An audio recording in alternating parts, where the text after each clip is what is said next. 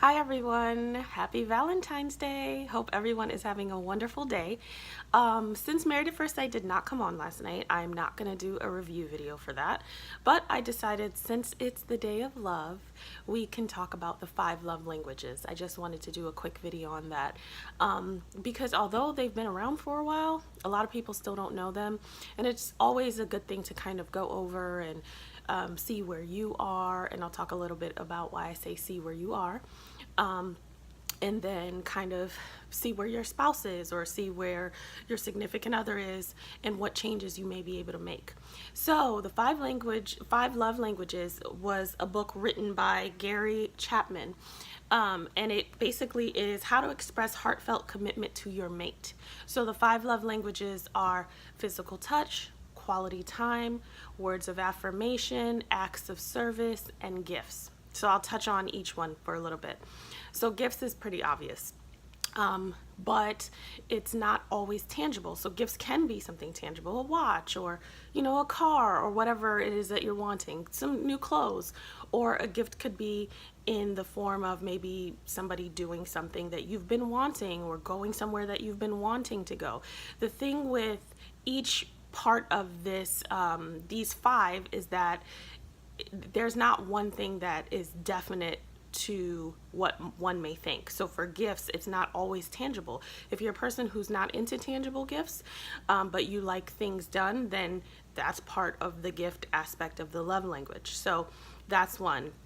Acts of service, what does that mean? Well, from a certain perspective, an act of service could be getting the car washed or washing the dishes or taking care of something around the house that needs to be taken care of, or some familial aspect that needs to be taken care of, whatever the case may be.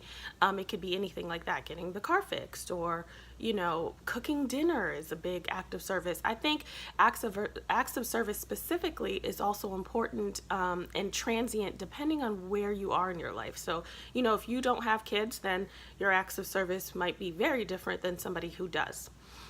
So the next thing, quality time. Oh, it sounds so simple, quality time, but a lot of people miss the mark with that. Quality time is not just indicative of just being there. So you and your spouse are there, or you and your girlfriend or boyfriend are there. It's about shutting off everything that takes you away from that person. So a lot of times we say, oh, I spend quality time, I'm with them all the time. Okay, well, are you on your phone? Are you on Instagram? Are you on, watching a show? Are you there but not really there? What makes time quality is the disconnect from everything that distracts you, and then the connection to who you're spending that quality time to. So reconnecting, getting to know each other, or getting to know each other in a different way or a deeper way. So that is a little bit about quality time. What else did I say? Physical touch. So that's a biggie because I know when I first read this book, or before I even read it, physical touch, I'm like, oh, okay, our minds usually go to sex. Not at all. I think most important about physical touch is that it is a way to connect in an intimate physical way without it always being about sex, although sometimes it can be. So I think the physical touch portion is twofold. It is sometimes sexual intimacy, and sometimes just touching, hand holding, kissing, massages, things that don't necessarily lead to sex but bring about a deeper connection.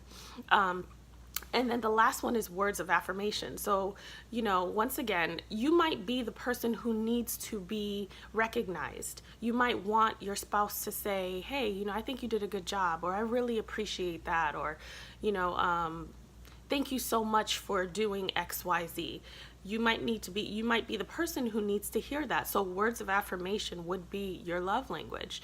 And that would be important to you in order to be loved in the way that you want. Speaking of being loved in the way that you want, what's remarkable about the 5 love languages is it really has us be accountable to ourselves and to our spouses or to our significant others. So what I mean by that is you need to know how you like to be loved. You can't really just expect someone to come and do these things because it just makes sense, or because you know that you want that. Or you may not even know. In the book there is, and there's plenty online, guys, so if you just Google 5 love languages, a lot of quizzes will come up about which love language are you, or whatever the case may be. You need to know what it is that you want, so that for my singles, okay, you can, especially the older we get, the less time we have to waste. So when you're young, you're just kind of happy for anything, give me anything, just be consistent. As we get older and more mature, you can say, hey, this is what I like, this is what transcends and love to me, and this is okay for me. If someone shows love to you in gifts, but that's not really your thing, like you can care less for gifts, it doesn't translate love. You're still missing it. Your tank is still kind of empty. So it's like filling your gas tank with water, like it doesn't serve a purpose. So you need to be given the type of love language that that serves you, but you also need to know it. So for singles, it's important. It doesn't matter that you're not in a relationship. It's important that you know this, so that when you do meet someone, you can teach them how to love you. I believe that people love us the way that we allow. So if somebody's giving you, in this case, gifts, but that doesn't really do much for you, if you don't even know that, then you're going to be met with this lack of getting your expectations. My sister is very much an acts of service type of girl. So if her husband were to give her gifts all the time, although she'd appreciate that and think it's, nice, that wouldn't really do it for her as much as doing the kids' laundry. You know what I'm saying? So it's really important to know that. For my people who are in relationships or who are married, it's twofold for us.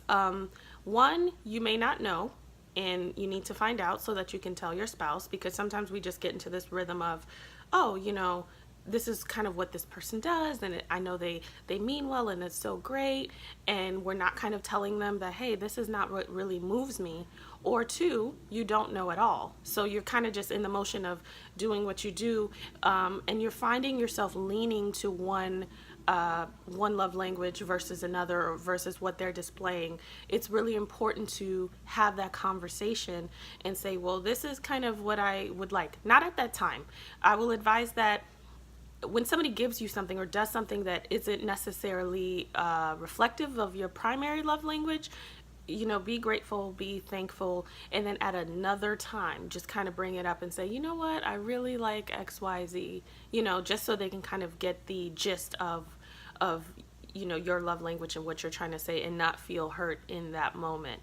Also, for couples, it's really important to be okay with your significant other or your spouse moving in a different direction at some point in life. So what I was saying earlier when I said, this may be something that transcends, what I mean is, so for a young couple who doesn't have kids and who is maybe traveling or kind of fly by the seat of my pants, gifts may matter. So one person may really like gifts. It's okay throughout life that we change, because as humans we evolve, we change, experiences shape us, continue to mold us. So at a different point in life, maybe when you guys have children, gifts may not be important, and that person's primary love language may shift to you helping with the kids, or to you picking them up from practice, or whatever the case may be. So with the love language is, even though we do have an innate response to the ones that we love, we also have to be aware that they can change. And I don't think a lot of people really think about that. We kind of compartmentalize ourselves to, okay, this is my primary love language is, this is what you need to know. And then over the years it changes, and then it's like, well, who is this person? And it wasn't always that way. Well, people change, things change, so these things will change.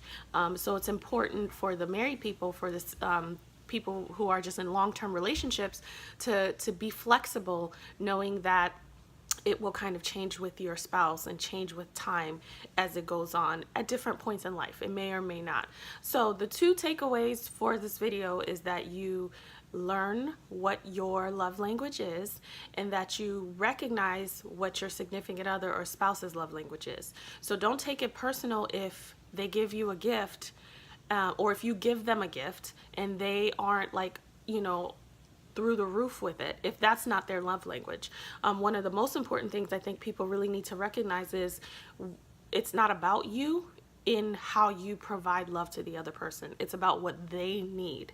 So if someone loves acts of service, your primary love language may be gifts, and so you like to give gifts. We don't have to give love the way that we want it. We need to give love to the person the way that they want it. I heard this quote in a message, like a pastor's message many years ago, that says the greatest relationship in marriage is two servants in love, because they're always trying to serve each other.